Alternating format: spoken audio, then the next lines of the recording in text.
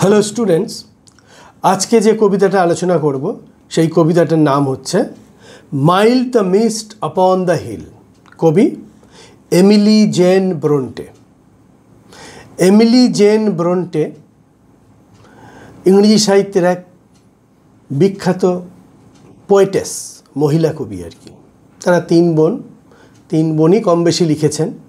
তবে এমিলি ব্রন্টের একটি বিখ্যাত বই আছে, ওয়ার্ল্ড ক্লাসিক আর কি, ওয়াদারিং হাইটস।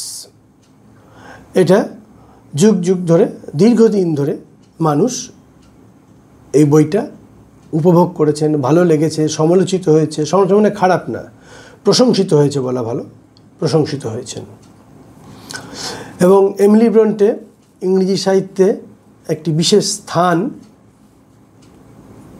দখল করে রেখেছেন। তার জন্ম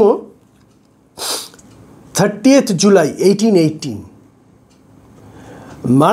মারা যান 19 ডিসেম্বর 1848।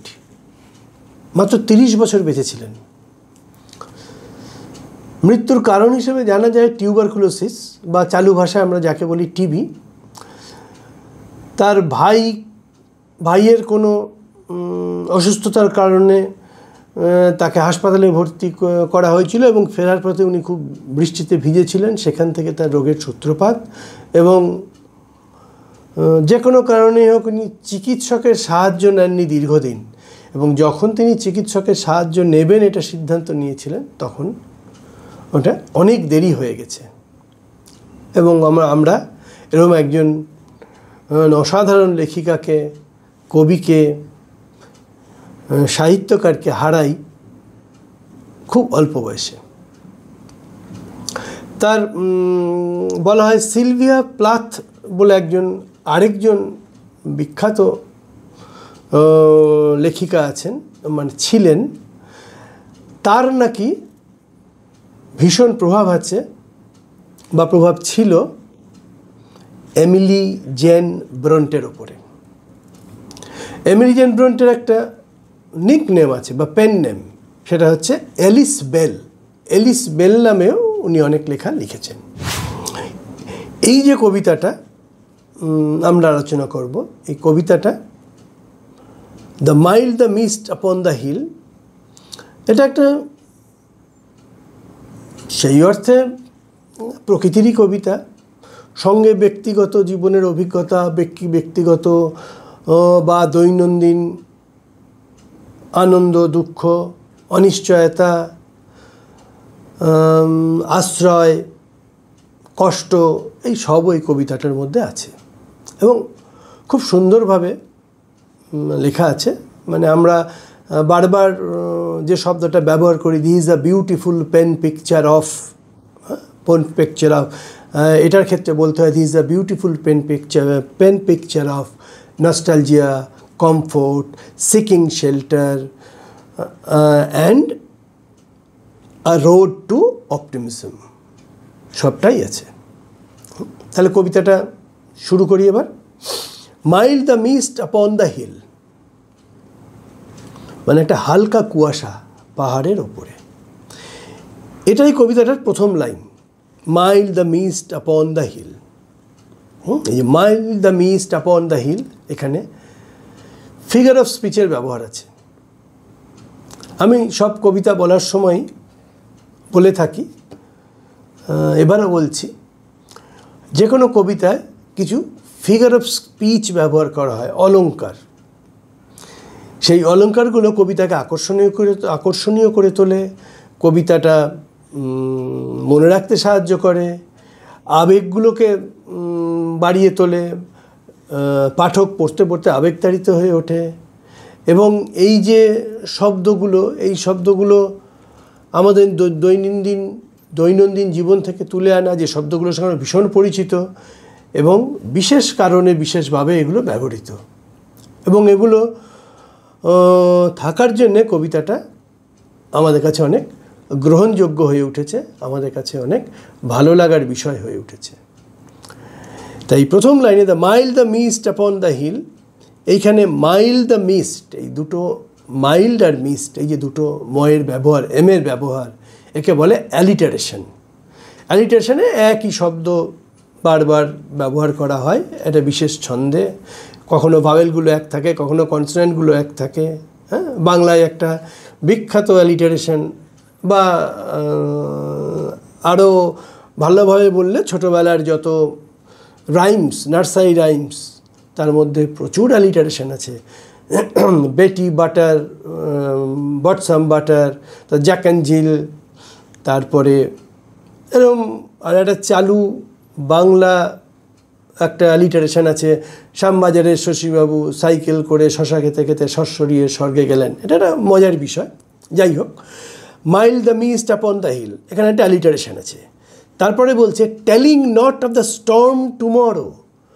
এই mild the mist upon the hill কিন্তু বলছে না, কি বলছে না, ঝড়ের কথা, আগামীকালের ঝড়ের কথা। এখানে আমরা দেখছি যে মাইল্ড দ্য মিস্ট, একটা হালকা কুয়াশা, সে বলছে না, মানে সে কথা বলে, কখনো বলে কখনো বলে না, এখন বলছে না, তার মানে অপ্রাণীবাচক প্রাণীবাচকের মতো কাজ করছে। এটা পার্সনিফিকেশন। তা বলছে নো, না, the day has wept its fill, দিনটা সারা দিন তার যত কান্না ছিল কেঁদে ফেলেছে। এখানে আবার ডে মানে দিন কেঁদেছে, আবার অপ্রাণীবাচক প্রাণীবাচকের মতো কাজ করেছে। এখানেও পার্সনিফিকেশন আমরা দেখতে পাচ্ছি। এবং তারপরে কি বলছে, spent it's store of silent সরো, এত কেঁদেছে, তার ভেতরে যে নিঃশব্দ দুঃখ লুকিয়েছিল, নিঃশব্দ যেসব দুঃখ তার ভেতরে স্থান নিয়েছিল, সেগুলো সব তার শেষ হয়ে গেছে, তার সব দুঃখ নিঃশেষ করে সে কেঁদেছে। এবং এই লাইনটার একটা গুরুত্বপূর্ণ জায়গা হচ্ছে the day has wept its fill, has wept, present perfect টেন্সে ব্যবহার করেছে, তার মানে কাজটা এখনই শেষ হয়েছে। মানে আমরা ধরে নিতে পারি কবি তার যে অনুভূতি বা তার যা পর্যবেক্ষণ সেটা তাৎক্ষণিক। এবার এই যে চারটে লাইনের মানে বললাম, এই চারটে লাইনের ক্ষেত্রে একটা জিনিস আমাদের আবার মনে করতে হবে, সেটা হচ্ছে চারটে লাইনের যখন স্ট্যাঞ্জা হয় তাকে আমরা বলি কোয়াট্রেন। এই কবিতাটা চারটে স্ট্যাঞ্জা আছে, চারটে কোয়াট্রেনের, 4 লাইনের 4টে স্ট্যাঞ্জা। এবং এই কবিতারও একটা ছন্দ আছে বা কবিতার বিন্যাস আছে। সেটা কীরকম, প্রথম স্ট্যাঞ্জায় যদি আমরা দেখি, হিলের সঙ্গে ফিলের মিল আছে, টুমরোর সঙ্গে সরো, মানে এ বি এই এ বি করে 4টে স্ট্যাঞ্জা আমরা দেখতে পাবো পড়ার সময়। প্রথম স্ট্যাঞ্জায় কবি সুন্দর একটা অ্যালিটারেশনে ব্যবহার করেছে, পার্সনিফিকেশন করেছেন, আবার অ্যালিটারেশন করেছেন। এবার দ্বিতীয় স্ট্যাঞ্জায় তিনি বলছেন, ও I am gone back to the days of youth. এখানে কিন্তু প্রথম স্ট্যাঞ্জায় কোনো চরিত্র ছিল না, এখানে একটা চরিত্রের ইন্ট্রোডাকশান হলো, চরিত্রেরকে আমরা দেখতে পাচ্ছি। কে? আই অ্যাম গান ব্যাক, মানে কবি নিজে, I am gone back to the days of the youth, আমার ছোটোবেলা আমি ফিরে গেছি, যৌবনে ফিরে গেছি। I am child once more, আমি আবার শিশু হয়ে গেছি। আগের লাইনে বলেছেন ইউথ, তারপরে বলছেন child. And neath my father's sheltering roof, neath মানে হচ্ছে আন্ডারনিথ, আমার বাবার আশ্রয়দানকারী যে ছাদ, সেই ছাদের নিচে আসলে তার বাবার বাড়িতে। অ্যান্ড নিয়ার দ্য ওল্ড হল ডোর, এবং কোথায়? ওল্ড হল ডোর, এটা পুরনো হলের দরজা, হল মানে প্রশস্ত ঘর, বড় ঘর, তার দরজার কাছে। এখানে তিনি বাড়ির বিশদ বিবরণী দিয়ে দিলেন।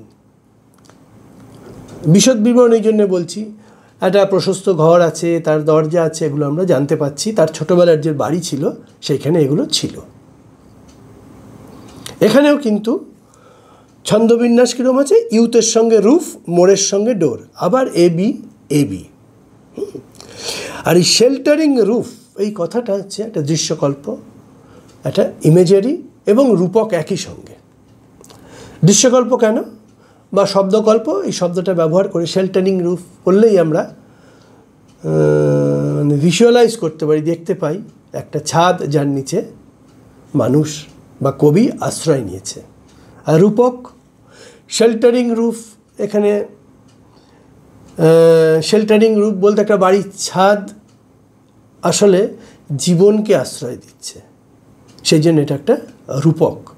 একটা বাড়ি হচ্ছে একটা জীবনের আশ্রয়স্থল, এখানে কবির ছোটোবেলার আশ্রয়স্থল, এখানে একটা এও পাওয়া যাচ্ছে, একটা সিকিউরিটি, নিশ্চয়তা পাওয়া যাচ্ছে। মানে কবি নিশ্চয়তা খুঁজছেন কোথায়? তার বাবার পুরনো বাড়ির ছাদের নিচে। এবার 3 নম্বর স্ট্যাঞ্জায় কি বলছে? I watch this cloudy evening fall. আমি দেখছি, আমি দেখছি কি? এই ক্লাউডি, মেঘাচ্ছন্ন, ইভিনিং ফল, সন্ধে নেমে আসছে। After a day of rain, সারাদিন বৃষ্টি হয়েছে, তারপরে সন্ধ্যা নেমে আসছে। এখানে আবার তিনি চরিত্রের বাইরে বেরিয়ে এলেন, কিন্তু তিনিই দেখছেন, কিন্তু বর্ণনা করছেন প্রকৃতির। ব্লু মিস্ট, নীল কুয়াশা, সুইট মিস্ট, মিষ্টি কুয়াশা, অফ সামার পল, গ্রীষ্মকালের যে পল বলতে এখানে বুঝিয়েছে ঘন মেঘ। তাহলে blue mist, sweet mist of summer pall মানে নীল কুয়াশা, মিষ্টি কুয়াশা, গ্রীষ্মের ঘন মেঘের। দ্য হরাইজনস মাউন্টেন চেন, এবং দিকচক্র রেখায় যে পর্বতমালা, সেই পর্বতমালাকে আচ্ছন্ন করে দিচ্ছে, ঢেকে দিচ্ছে, আবৃত করে দিচ্ছে সেই নীল রঙের কুয়াশা এবং গ্রীষ্মের মিষ্টি কুয়াশা। এখানেও সেই একই আমরা দেখতে পাই ছন্দবিন্যাস। ফলের সঙ্গে পল, রেনের সঙ্গে chain, A B A B. তাহলে আগের যে দুটো এবং এইটাই 3 নম্বর স্ট্যাঞ্জা অবধি আমরা ছন্দবিন্যাস পেলাম এ বি এ বি। এবার শেষ এবং চতুর্থ স্ট্যাঞ্জায় বলছে দ্য ড্যাম্প স্ট্যান্ডস, স্যাঁতস্যাঁতে দাঁড়িয়ে আছে, in the long green grass, লম্বা সবুজ ঘাসগুলো স্যাঁতস্যাঁতে, বা ওই এলাকাটা স্যাঁতস্যাঁতে। As thick as morning tears, কতটা ঘন? সকালকার কান্নার মতো, যে কান্না উজাড় করে দিয়েছে তার নিঃশব্দ দুঃখকে, ঠিক সেই রকম ঘন কান্না, গভীর কান্না।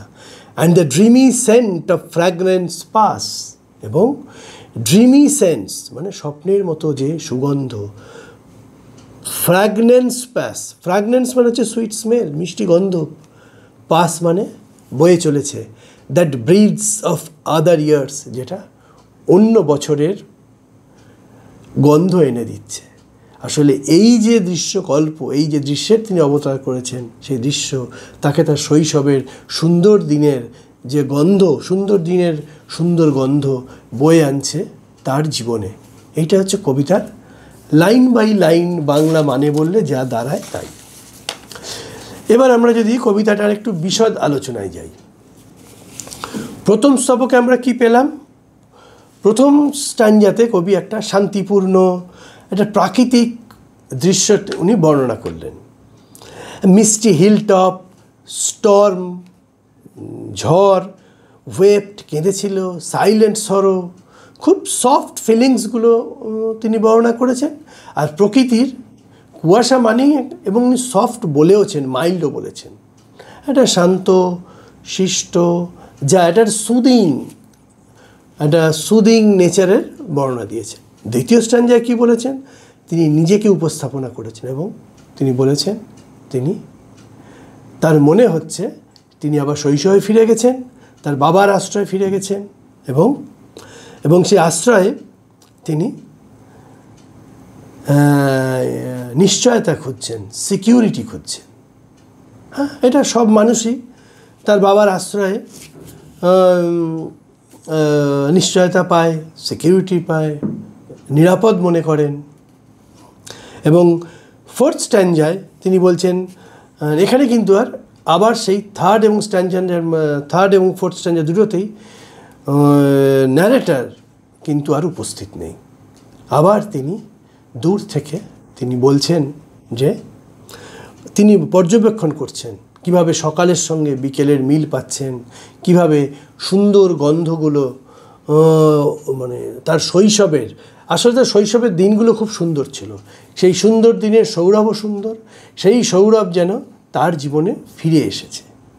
এবার কবিতার যদি বিষয়বস্তু আমরা বলি, কবিতাটা কিন্তু দুঃখ দিয়ে শেষ হয়নি।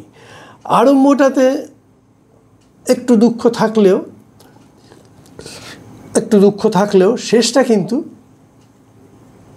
তিনি আনন্দই পেয়েছেন। আবার সেই সঙ্গে বলা যায়, it is a return journey to childhood. It is a return journey to childhood, and if she feels comforts in father's house, in father's abode, in father's retreat, and nature soothes him, heals her sorrow, heals her sadness. একটা অদ্ভুত অনুভূতি। সে ছোটোবেলায় ফিরে যাচ্ছে আনন্দ খুঁজে পাওয়ার জন্য। বর্তমানে সে আনন্দ হয়তো সেইভাবে খুঁজে পাচ্ছে না। এবং এখানে আরেকটা বিষয় আছে, এখানে অতীতের সঙ্গে বর্তমানের মেলবন্ধন হয়ে আছে, এবং প্রকৃতি কিভাবে মানুষকে, ব্রন্টের সঙ্গে প্রতিটি মানুষকে কিভাবে আনন্দ দেয়, কিভাবে কষ্ট উপশম করে, তার কথাও এই কবিতায় আমরা দেখতে পাই।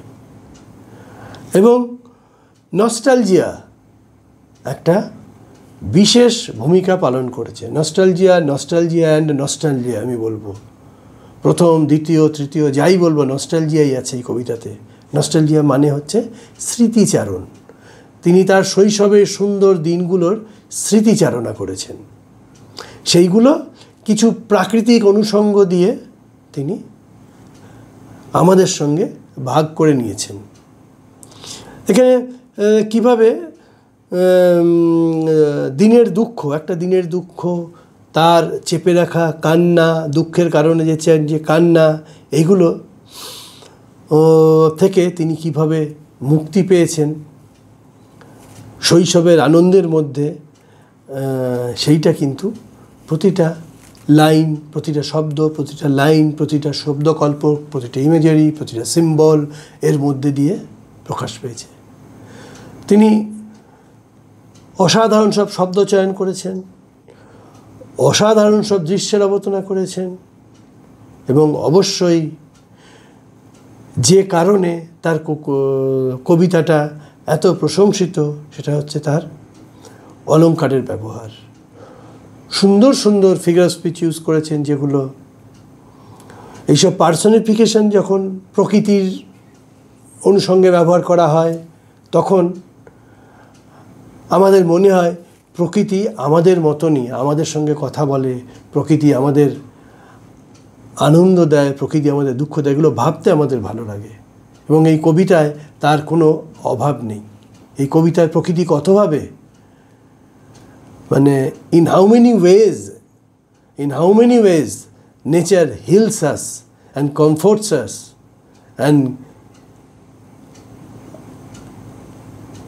এবং আরেকটা কথা আছে, you cannot be unhappy and alone on the lap of the nature. প্রকৃতির কোলে তুমি কখনো